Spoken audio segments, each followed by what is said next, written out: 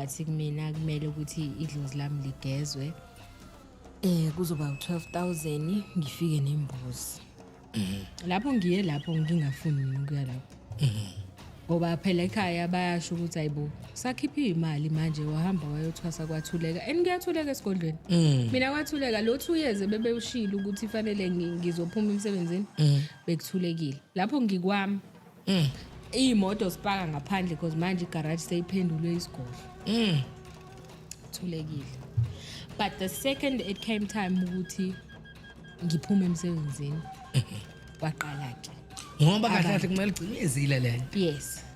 Baqala abantu kwaba ukuthi nami ngibona umuntu abuya athi hayibo gogo kwenzeka ukuthi nokuthi sekulungile ngasho. And the thing is you have to you end up having to build up your confidence yakho because you second guess le oyizwayo wena la uyazibuza ukuthi hayibo mina ocabangayo kanye bayakhuluma ngempela noma sewuthwasile sewusele wedwa phela manje ugobela akekho kumele uzibone yeah kumele ufundisile ukushiya kanjalo ayeke uzima la kumele uzibonele ukuthi wenza njani